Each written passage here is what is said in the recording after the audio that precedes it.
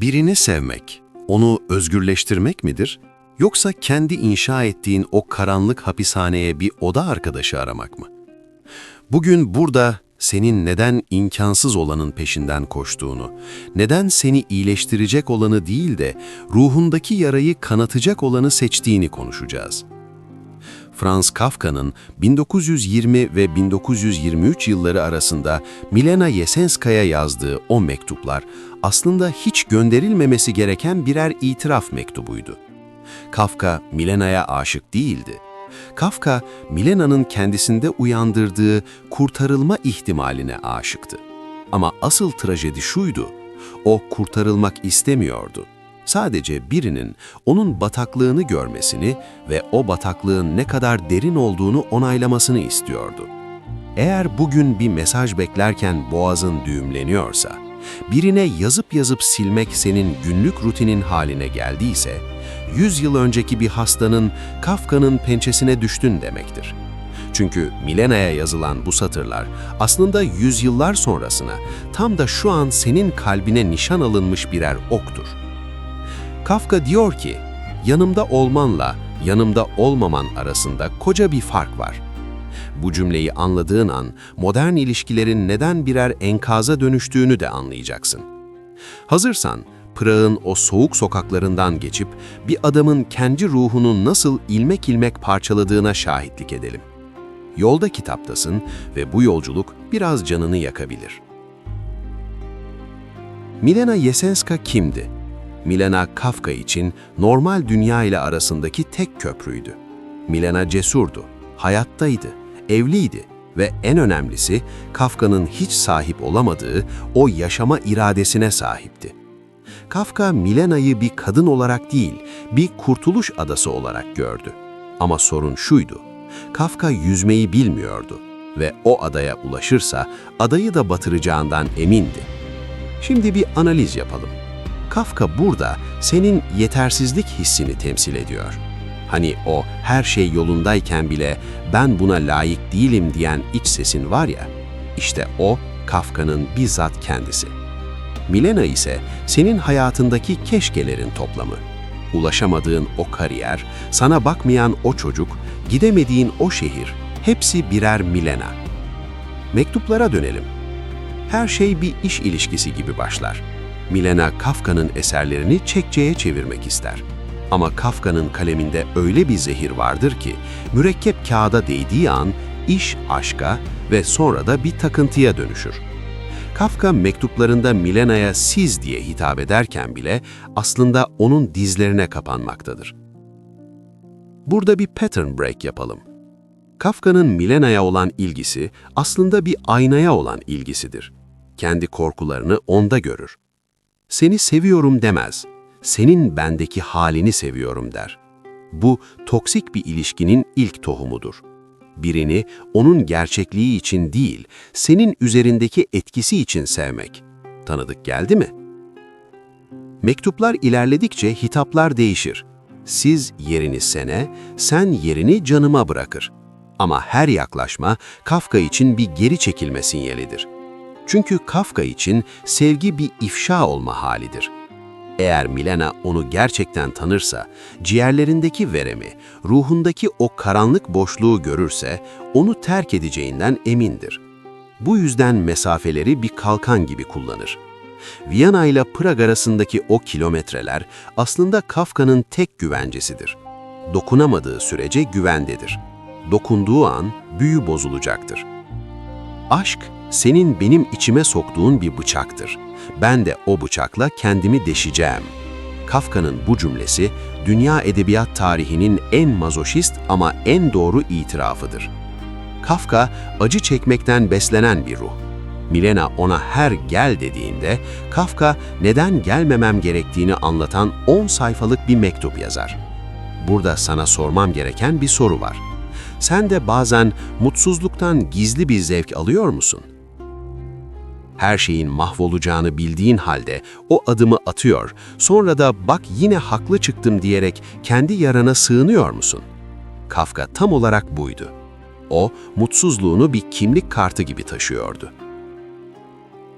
Mektuplarda sıkça geçen bir motif vardır. Korku. Kafka Milena'dan değil, Milena'nın ona verebileceği mutluluktan korkuyordu. Çünkü mutluluk Kafka için bilinmez bir topraktı. Oysa acı tanıdıktı. Acı evindeydi. Kafka Milena'ya yazdığı bir mektupta şöyle der: "Benim mutsuzluğum senin mutluluğundan daha çok bana aittir." Şimdi düşünelim. Aralarındaki en büyük çatışma neydi? Milena reel bir dünyada yaşıyordu. Kocası vardı, sosyal bir hayatı vardı. Kafka ise bir kağıt parçasının üzerinde yaşıyordu. Onun için gerçek olan Milena'nın teni değil, Milena'nın mürekkebiydi. Bu yüzden o meşhur Berlin tren istasyonu buluşması tam bir felaketle sonuçlanmıştı. Sadece 4 gün sürdü. 4 koca gün. Kafka bu 4 günde hayalindeki Milena ile gerçek Milena'nın çatışmasına dayanamadı. Onu gördüğünde, mektuplardaki o devasa anlamlar birer bedene büründüğünde Kafka panikledi. Çünkü birini uzaktan sevmek, onu hayallerinle süslemene izin verir. Ama yakından sevmek, onun kusurlarını, kokusunu, gerçekliğini kabul etmektir. Kafka gerçeğe tahammülü olmayan bir adamdı. O, mektupların içinde yarattığı o hayali tapınakta ibadet etmeyi, gerçek bir evin sıcaklığına tercih etti. Bu bölümün can alıcı noktası şurasıdır. Kafka aslında Milena'yı sevmiyordu. Kafka, Milena'yı severken hissettiği o yok oluş duygusuna aşıktı. Kendini başkasının varlığında yok etmek, sorumluluktan kaçmanın en romantik yoludur. "Ben senin için ölüyorum" demek kolaydır. Zor olan, "ben senin için yaşıyorum" diyebilmektir. Kafka yaşamayı değil, mektuplarda ölmeyi seçti. İlişki sona doğru yaklaşırken, Kafka'nın mektupları artık birer veda senedine dönüşür.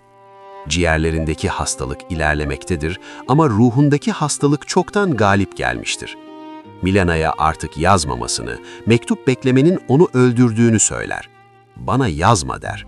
Bu bir reddediş mi yoksa bir yalvarış mı? Aslında her ikisi de. Kafka Milena'nın mektuplarını birer ısırık olarak görüyordu. Her mektup onu hayata çağırıyordu ve Kafka hayata dönmek için çok yorgundu. O kendi karanlık odasında böcek olmayı bekleyen bir Gregor Samsa gibi dış dünyadan gelen her ışığı bir tehdit olarak algılıyordu. İşte zirve noktası burası. Kafka mektupları yakmasını ister. Tüm o duygusal döküntüleri, o devasa acıyı, o imkansız aşkın kanıtlarını yok etmek ister. Neden? Çünkü Kafka iz bırakmaktan korkan bir adamdı. Var olmaktan o kadar utanıyordu ki yokluğunun bile temiz olmasını istiyordu. Ama Milena yakmadı. Milena Kafka'yı Kafka yapan o bencil ama dehi ruhu tanıyordu. O mektupları saklayarak aslında Kafka'nın o korkunç kehanetini gerçekleştirdi. Kafka ölecek ama acısı sonsuza kadar yaşayacak. Bugün 2026 yılında biz hala bu mektupları okuyorsak bu Milena'nın Kafka'ya son hediyesidir. Onu öldürmedi, onu ebedi bir huzursuzluğa mahkum etti.